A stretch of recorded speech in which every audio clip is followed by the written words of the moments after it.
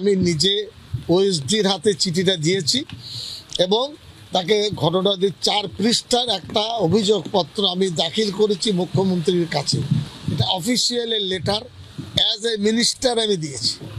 সেখানে যেভাবে আমার প্রতি আক্রমণ হয়েছে, কাঁচ ভেঙেছে, দরজা খুলে মারতে চেয়েছে, লাঠি নিয়ে তাড়া করেছে, এরা পুরোপুরিভাবে আহমদ হোসেন শেখ যে ওখানকার 100% তোলাবাজ এবং অসামাজিক এবং গুন্ডাগার্দির পথ সে বেছে নিয়েছে, তার বিরুদ্ধে এবং তার সঙ্গে যে সাঙ্গপাঙ্গ আছে আমি অভিযোগটা সেখানেই তুলেছি। একইভাবে ওখানকার আইসি 50 জন সিকিউরিটি থাকা সত্ত্বেও, মানে পুলিশ ওকে র্যাব বলে, তারা রেডি, কিন্তু অর্ডার পায়নি আইসির, যার ফলে কার্যক্ষেত্রে তারা একেবারে নীরব ভূমিকা পালন করতে বাধ্য। আমার গাড়িতে যখন ইট ছুটছে, সে ইট চুরমার হয়ে গেল, মানে কাঁচ আমার মুখে চোখে হাতে লাগলো। ডান দিকে আমার সিকিউরিটি পিন্টু সরকার, তার পুরো কাজটা আহমদ শেখের ড্রাইভার ভেঙে দিল। এই অরাজকতা মুখ্যমন্ত্রী বিভিন্নভাবে তিনি পেয়েছেন।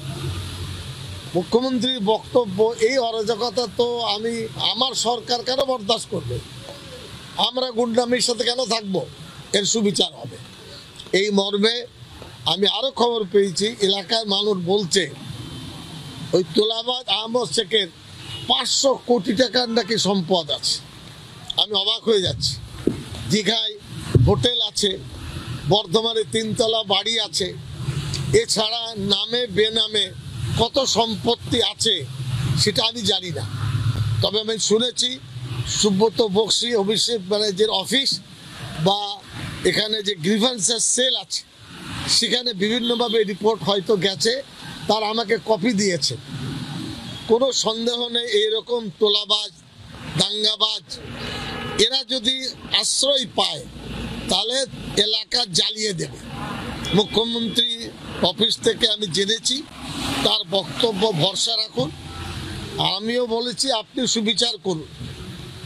দল ছাড়ার কথা বলেছিলাম, অ্যাকশন না নেওয়ার কারণে গতকাল 4 ঘন্টা ধরে মন্তেশ্বর থানায় SP, additional SP, SDPO, Nadanghat আর ওখানকার আইসি মিলে একটা কমিটি গঠন করেছেন, মানে অ্যাডিশনাল এসপি নিয়ে, যিনি ওখানকার আইপিএস অফিসার। এটা কিন্তু অলরেডি শুরু হয়ে গেছে। প্রচণ্ড পুলিশের দাপাদাপি, 7 জনকে 8 জন ধরা পড়েছে, বাকি মূল মাথা তারা ধরা পড়েনি। ওর মধ্যে ইসারুল মণ্ডল, যে ছাত্র পরিষদের নেতা, সে অঞ্চলের সভাপতি ব্লকের, সে হল একটা মূল কারিগর এই শয়তানি কাজ করা। এবং এছাড়া ওখানে পিনু মাস্টার আরও যারা আছে তারা জড়িত। এই কারণে আমরা কঠিনভাবে এটা নিয়েছি। আমার বিশ্বাস যে মুখ্যমন্ত্রী, তিনি স্বরাষ্ট্রমন্ত্রী, দলের সর্বোচ্চ পদে আছেন, তিনি সুবিচার করবেন। শান্তিপ্রিয় মানুষ যারা দল করে তাদের মনকে আশ্বস্ত করবেন এবং কঠোর শাস্তি দেবেন, তাহলেই সাধারণ মানুষ তার বুকে একটু বল পাবে। আমি তো চিঠি দিয়েছি কালকে, 2 দিন কাটুক, 2 দিন কাটলেই বুঝতে পারবো।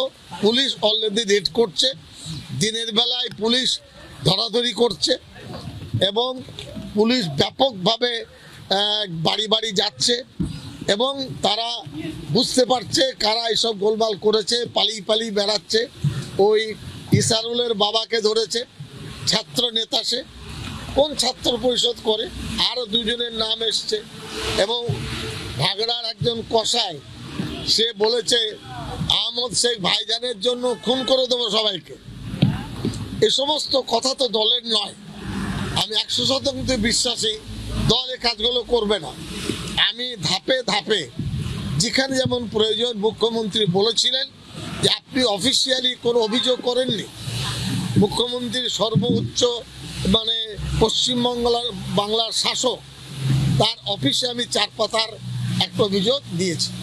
আমি বলেছিলাম, এখনো বলছি, অলরেডি 7 জন অ্যারেস্ট হয়েছে।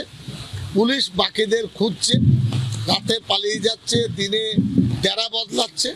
এটা পুলিশের দায়িত্ব কিভাবে তার অ্যারেস্ট করবে, এবং পুলিশের কাছে সব রেকর্ড আছে, পুলিশ জানে।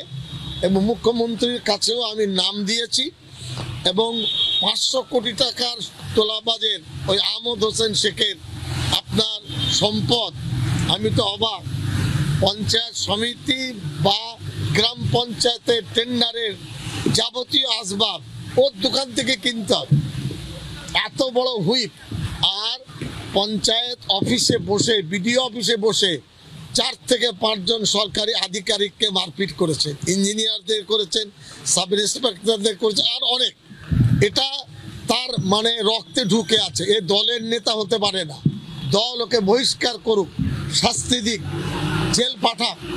এবং ওর সঙ্গে যারা আছে এরা হলো এলাকার ত্রাস। মানুষের ঘুম আসছে না। এই পুলিশের দাপাদাপিতে মানুষ কয়েকদিন স্বস্তির নিঃশ্বাস নিয়েছে, কান্নাকাটি করছে। মন্তেশ্বর 90-95% অমুসলিম ভাইদের বাস। আমার সাথে হাওয়া করে কাঁদছে সামনে, সাহেব আমরা যাব কোথায়, আমাদের কি ভবিষ্যৎ? আমাদের একটু ভরসা রাখুন। মুখ্যমন্ত্রী দায়িত্ব নিয়েছেন, দল দায়িত্ব নিয়েছে, এর প্রতিকার হবে।